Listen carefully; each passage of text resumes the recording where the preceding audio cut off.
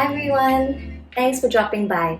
Today's video is going to be about the 5 things that I'm glad I did this year.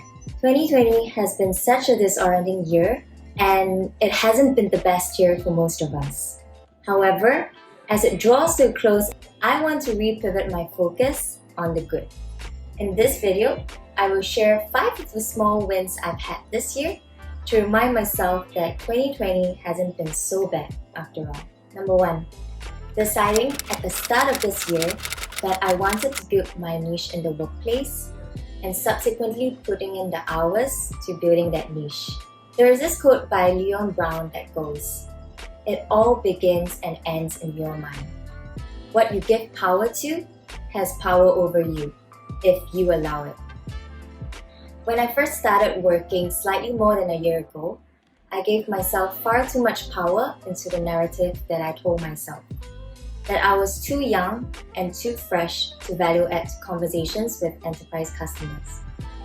As a result, I always felt like I didn't deserve a seat at the table in both internal and external meetings. It was part truth and part fiction. It was true that as a fresh grad, I didn't have years of industry experience that my seasoned colleagues had going for them. But to tell myself that I knew nothing and would continue to contribute nothing were just all self-defeating lies. However, at the beginning of this year, I decided it was time I stopped feeling helpless. Because time would pass irrespective of whether I worked on my growth or not. And so I started looking at current gaps in the business and the larger community that I could start potentially value adding in.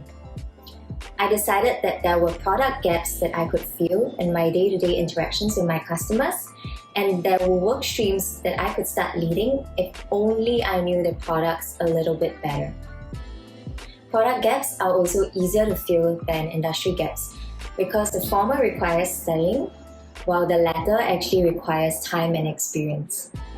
Additionally, I also looked at products I was scared of having conversations with enterprise customers about, simply because I had no knowledge about them. Finally, I shortlisted them down into 2 products in the marketing sphere and decided that my niche would be to become the subject matter expert that would be able to speak to both. Looking back on this year, I'm so happy I made that step because the way that I look at my career now is so positively different from the way I had viewed it previously. While in the past I would feel invisible in meetings with the account teams and in customer meetings, now being able to be at the forefront with my customers, helping them to optimize usage of these marketing tools amongst others, and having both the account team and customers coming to me as their trusted advisor, all these give me a sense of purpose at work. Being able to value add is a huge personal value of mine, and it just makes me so happy to be able to be relevant in these conversations. So of course I had to put in the hours, and sometimes the line between working hours and non-working hours would blur because in a work from home setup, sitting at your desk the whole day makes you feel like you have literally no freaking life. But I'm glad I showed up for myself and that the brand that I'm building for myself is paying off, both internally and externally. And I'm of the opinion that building a niche doesn't make you selfish or more competitive. In fact, I find it's the converse. I feel less insecure at work because having my own place to be relevant and to give back actually grounds me. And it helps me to approach my community with a mindset of abundance, that there is enough for everybody as long as we're all working towards establishing an area of competence where we can collectively value add to the community. Number 2, opening my interactive focus account and finding an investment strategy that I vibe with.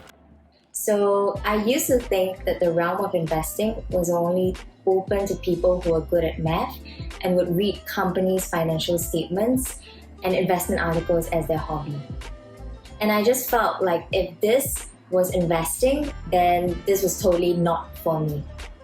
And it didn't help that the first investment account that I opened was with DBS Vickers. and they charge around $25 per overseas transaction as commission fees. So needless to say, it was a huge deterrent to buying my first US stock. Fast forward to September 2020, and my mom got into investing as a hobby. And so I felt like, hey, if my mom could invest, then why can't I? And so I opened my Interactive Brokers account because I felt like I couldn't lose out. I started watching YouTube videos about investing, and I realized that there are such things called ETFs, which stands for Exchange Traded Funds. And ETFs are basically the stock version of an index fund, and an index fund is a basket of stocks that mimics a certain market index, like your S&P 500, your NASDAQ, etc. So long story short, I found it is the perfect investment strategy for someone who is risk adverse, yet looking to grow his or her money in a 30-year horizon, and whose hobby basically would never be investing. And the beauty of ETFs is I don't have to read financial statements or anything about the company. I just do my initial research on the 10-year returns of various ETFs recommended by these YouTube gurus. I make sure that the expense ratio is reasonable. I set up the system and subsequently go in to put some of my paycheck money every month. So ETFs like QQQ have obtained a 20% compound annual return in the last 10 years, whereas DBS Multiplier, which is considered Singapore's version of a high savings bank account, only give 1.3% at best if you credit your salary and have a DBS credit card. And my ETF fees are basically the reason why I sleep so well at night, even with the volatility of the US stock market in election year. Because even if one company goes down, there are 99 other companies that I can trust to hold the fort for me. So if you are a young, lazy investor like me, I highly recommend that you look into it. Number 3, nailing down my critical illness insurance right before the industry-wide definitions got altered on 26 August. So I've been wanting to do it ever since I started working, but I was too lazy to do anything about it last year, thinking I have company insurance to fall back on. But the only reason why I pushed myself to get my critical illness insurance was because my friends shared an article around 3 weeks before 26 August to tell me that the definitions were altering for good to reduce ambiguity and intern coverage. And so I freaking scrambled.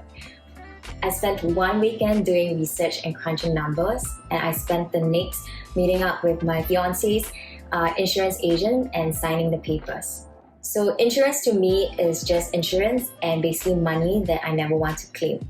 Hence, I don't believe in investment-linked policies, and I also just decided that life insurance just wasn't going to cut it for me if I had to pay twice the premium amount for lousier coverage. So hopefully by the time I'm 80 and my coverage stops, I'll be sitting on a pile of cash from my ETF fees and CPF doing the heavy lifting for me all this while. But I'm so glad I nailed down this must-have insurance type because there's so much more stability with knowing that I'm financially protected. Number 4, being wiser with my purchases. I started this rule where I'll only spend money in areas that are considered investments in my life.